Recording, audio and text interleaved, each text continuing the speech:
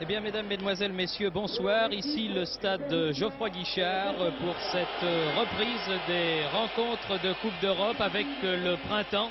Le printemps, il sera là, ma foi, dans 15 jours. Les Coupes d'Europe reviennent. Et c'est un avant-goût du printemps que nous avons ce soir à Geoffroy Guichard, car il fait une température idéale, une température douce pour ce quart de finale aller de la Coupe d'Europe de l'Union européenne qui va opposer dans quelques instants l'équipe de l'AS Saint-Étienne, ma foi, qu'on ne présente plus, surtout lorsqu'il s'agit de Coupe d'Europe, à cette grande formation allemande dont nous voyons apparaître quelques-uns des éléments du Borussia Mönchengladbach. Cette équipe allemande a déjà remporté 2 fois la Coupe de l'Union européenne et elle est du reste tenante de cette coupe puisque les Allemands l'avaient emportée la saison passée. Et il faut rappeler également que cette équipe a notamment disputé la finale de la Coupe d'Europe des clubs champions battue par Liverpool. C'est donc un très grand club qui va se mesurer ce soir devant 40 000 spectateurs qui sont dans les tribunes depuis maintenant bien longtemps. C'est un très grand club que va rencontrer Saint-Étienne, même si des hommes comme Bertie Vogts, devenu entraîneur, même comme si Bono parti à Valence, ou le Danois Simonsen qui est à Barcelone, où du reste il ne brille pas trop. Bref, si toutes ces vedettes de Mönchengladbach sont parties, Jean-Michel Larquet, eh bien l'équipe de Mönchengladbach demeure et c'est, je crois, quand même une valeur sûre du football allemand et aussi du football européen. Oui, vous l'avez dit, Thierry, c'est effectivement une équipe de toute première valeur puisque ces Allemands sont arrivés en quart de finale de la Coupe de l'Union européenne en éliminant notamment l'Inter de Milan qui se balade en championnat italien. C'est donc une référence, il faudra se méfier de cette équipe allemande qui n'est peut-être pas très bien classée en championnat mais qui est une machine lorsqu'il s'agit de Coupe d'Europe.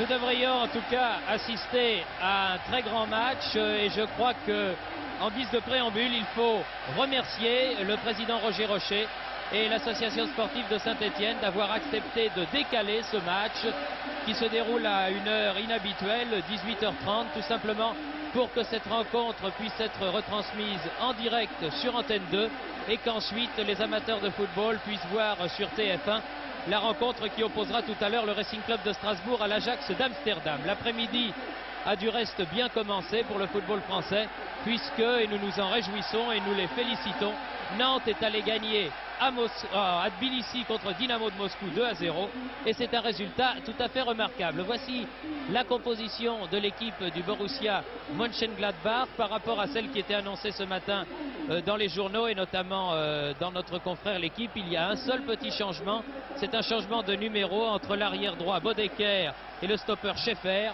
l'un portant le numéro 3 et l'autre le numéro 2, sinon c'est exactement la composition de l'équipe annoncée. En ce qui concerne l'équipe de Saint-Étienne, les Verts, les fameux Verts, vous noterez des numéros assez inhabituels. C'est ainsi que Platini portera le numéro 6, Rocheteau le numéro 11, Santini le 8 et Elie le 10. Il ne s'agit pas là d'une ruse tactique, Jean-Michel Larquet.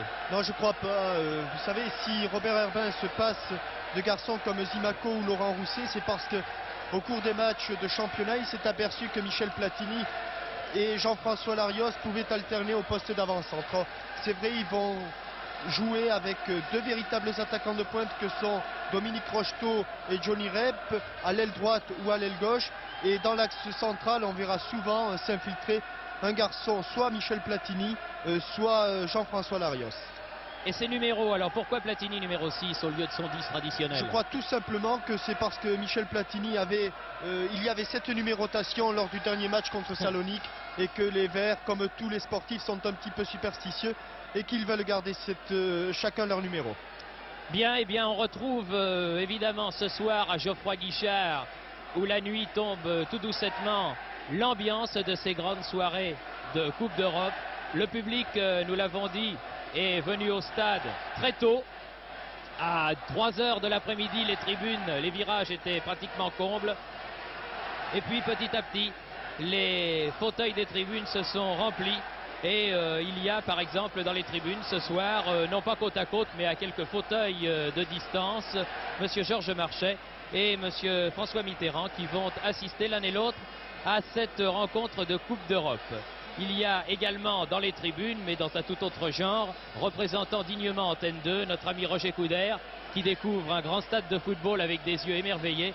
et Bernard Pivot qui lui est un habitué des rencontres de Saint-Étienne. L'arbitre de ce match est un Espagnol, monsieur Lamo Castillo, et c'est l'équipe du Borussia Mönchengladbach qui va donner dans quelques secondes le coup d'envoi de ce quart de finale par son avant-centre nickel. Objectif des Stéphanois, bien sûr, marquer des buts et ne pas en prendre, c'est la loi de la Coupe d'Europe. Tout but marqué à l'extérieur coûte évidemment très très cher à l'équipe qui le concède sur son terrain. Et c'est parti. Longue balle en avant.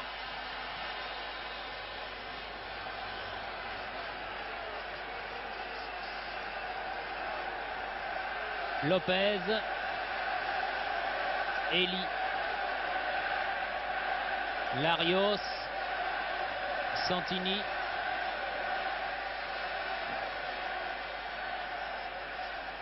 Platini.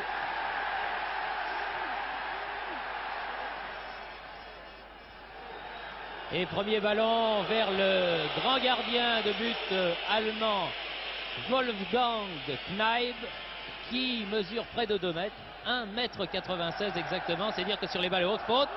Non, dit l'arbitre. Alors que Platini reste au sol, bousculé qu'il a été, et faute là.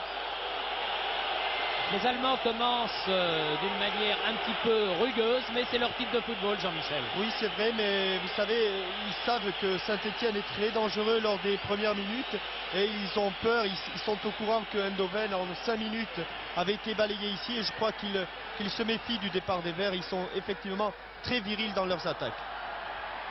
Oleksiak voulait donner ce ballon à Janvion et la balle sort en touche. Linen.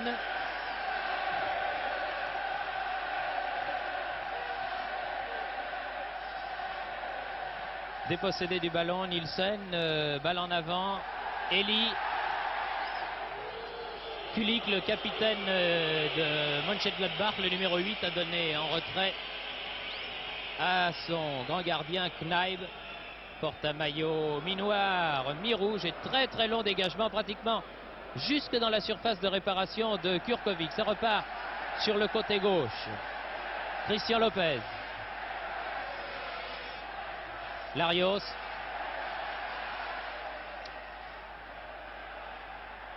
Attaqué par Bodecker. Faute sur Larios.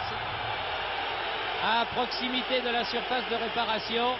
Un coup franc intéressant lorsqu'on a un garçon comme Michel Platini dans son équipe. Et un Michel Platini qui est en super forme actuellement, qui a réussi un excellent match contre la Grèce, qui a réussi aussi un très bon match contre Lyon ici. Et je crois qu'on peut compter sur les exploits de Michel aujourd'hui parce qu'il est vraiment en super forme actuellement et j'ai l'impression qu'à lui seul il peut faire pencher le sort du match. Voyons comment il va tirer ce coup franc.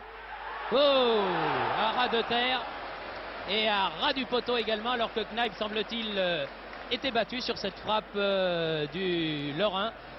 Regardez, on revoit le tir. Oui, il arrive un peu tard sur ce ballon, Kneip.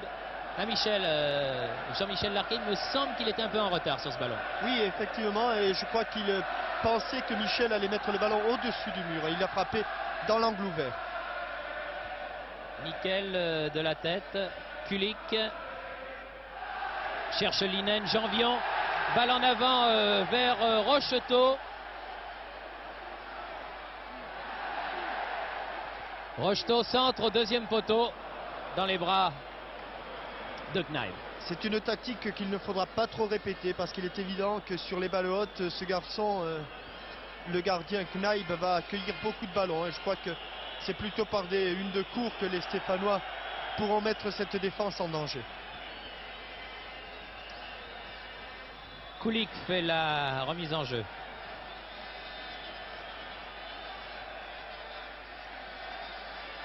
Nielsen.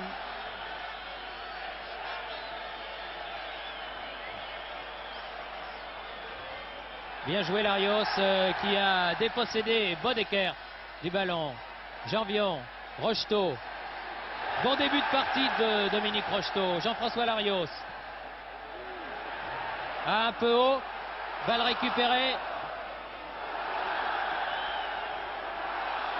Et la balle sort en corner, décide l'arbitre ou en sortie de but.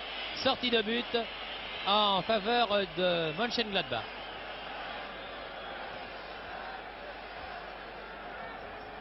Ringels. Kulik. Perd le ballon. À l'avoir voulu trop garder, il l'a perdu. Janvion fait la remise en jeu.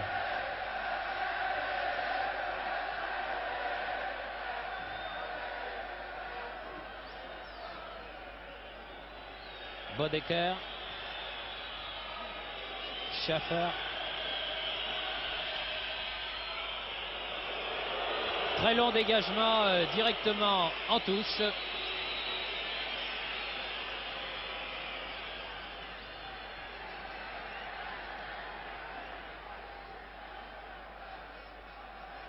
Lopez. Alors que Michel Platini est suivi comme son ombre par le jeune et talentueux demi de l'équipe allemande Matthaus, qui est toujours chargé de ce genre de tâches dans l'équipe allemande. Coup de tête et premier corner de la partie, concédé par le grand arrière central Hannes.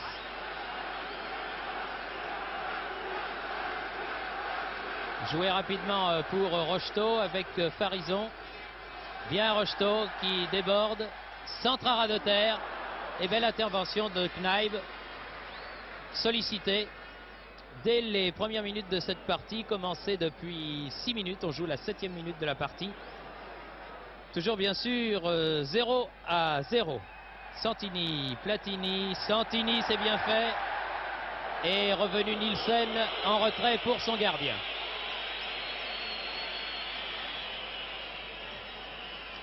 Matthaus. C'est une équipe qui ne se livre pas beaucoup, Thierry. Hein. Non, c'est le moins qu'on puisse dire.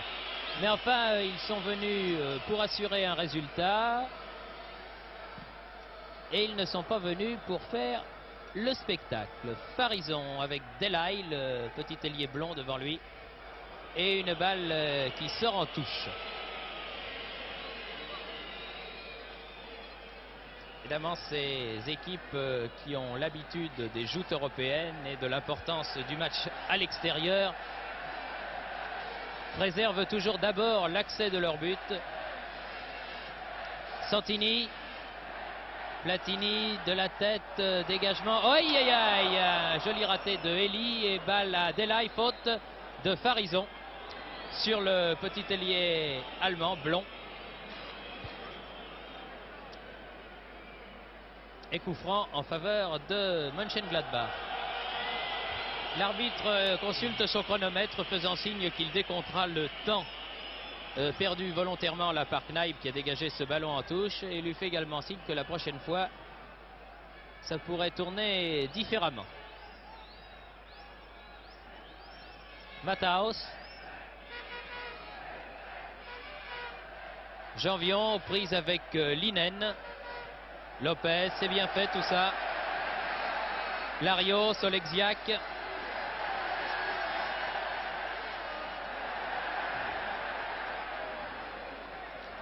Larios, c'était un peu fort la balle de Oleksiak pour son partenaire.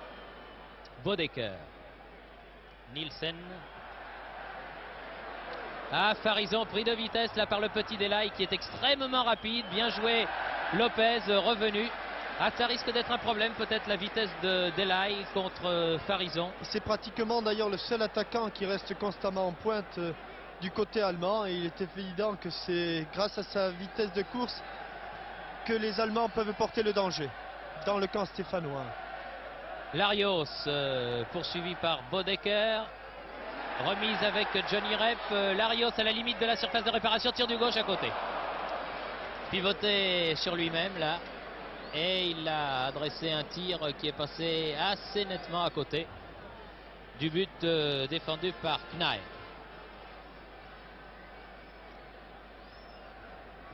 Alors que l'on joue la 10e minute de la partie et que toujours rien n'a été marqué.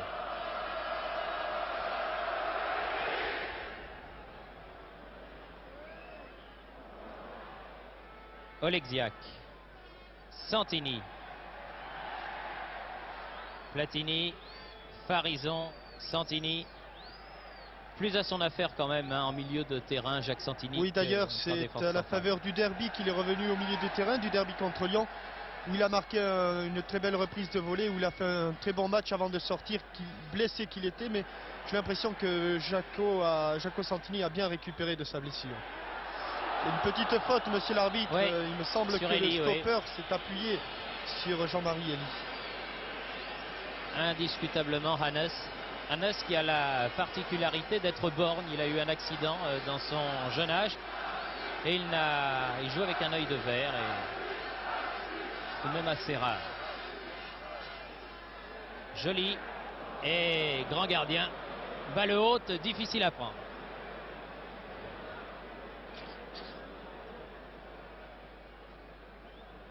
Bodecker. Matthaus. Schaeffer.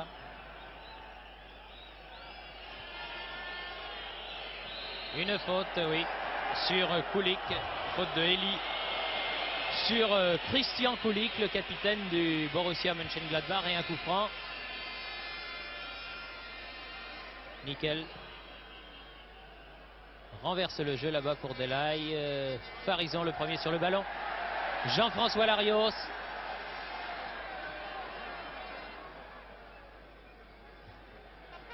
Bien joué Elie. Lopez qui est monté. Lopez qui est monté, sorti de ce Knaib. Véritable géant. Certainement un des plus grands gardiens au point de vue taille, en tout cas, qui existe sur le marché. 1,96 m. Matthaus contre Janvion. À la régulière, Janvion. Elie. Larios, Elie. Johnny Rep, bousculé. Perd le ballon contre Schaffer. Petite faute allemande, bien Rocheteau qui est dans un bon soir, me semble-t-il. Il a réussi tous ses dribbles et espérons pour lui que, à droite comme à gauche, il a l'air de passer assez facilement ses arrières, ses défenseurs. Linen, nickel.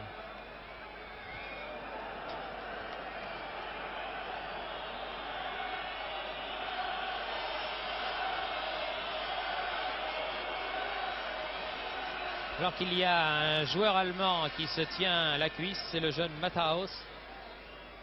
Parce que les soigneurs s'étaient levés pour venir à son secours. Hannes en retrait, Knaib.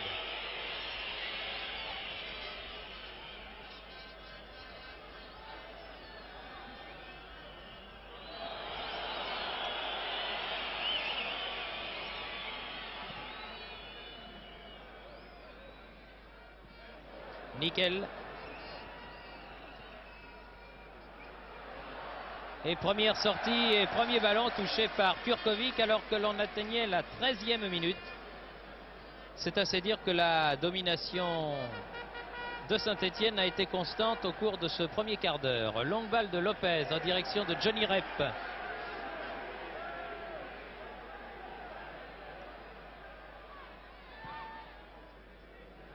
Larios. Platini. Janvion. Oleksiak.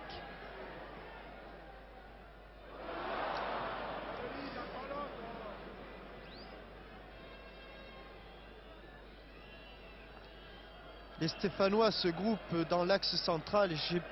J'ai bien peur que ce ne soit pas la bonne tactique pour mettre hors de portée ces défenseurs allemands qui se regroupent très vite dans l'axe du but de Knaib. Oui, d'autant plus que sur ce qu'on a vu des premiers parcours de Rocheteau, notamment sur les ailes, ça a l'air d'être possible. Enfin, je pense que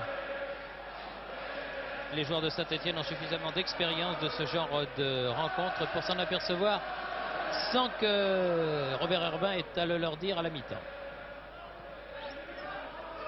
Ringels.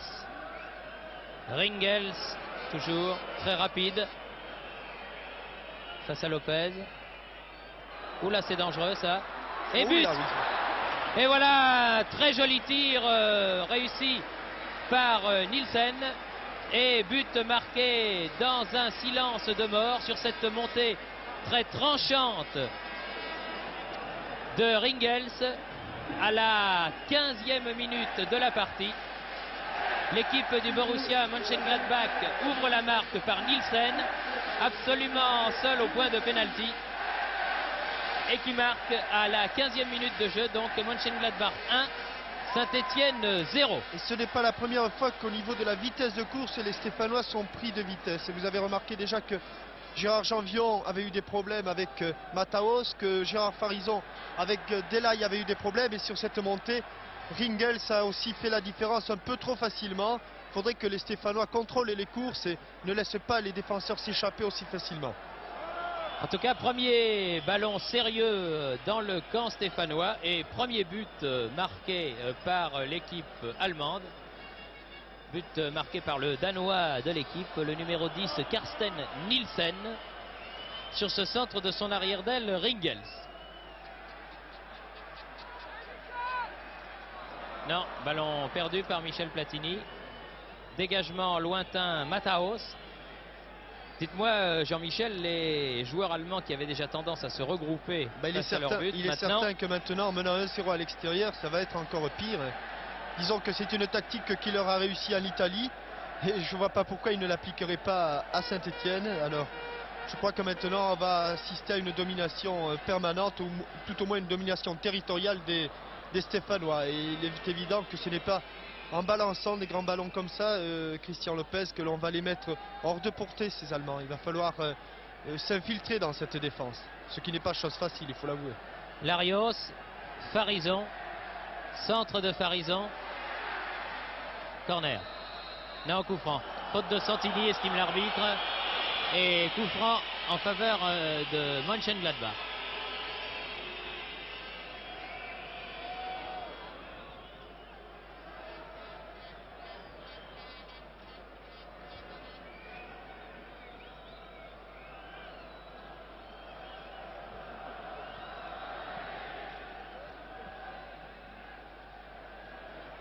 Nickel. Dégagement Santini, Johnny Rep.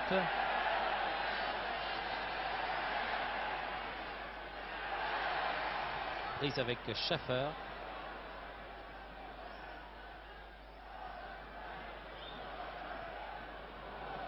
Dégagement Hannes, Nickel, Bodecker, Nickel. Touche pour les Allemands.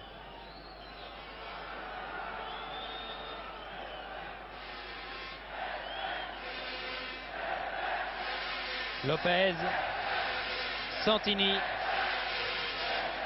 Eli.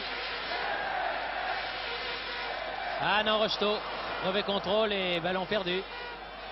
Ringels, Linen. Va vite aussi celui-là. Pour prendre Janvion de vitesse de cette façon, il faut aller très vite. Et ils ont des problèmes avec leur vitesse.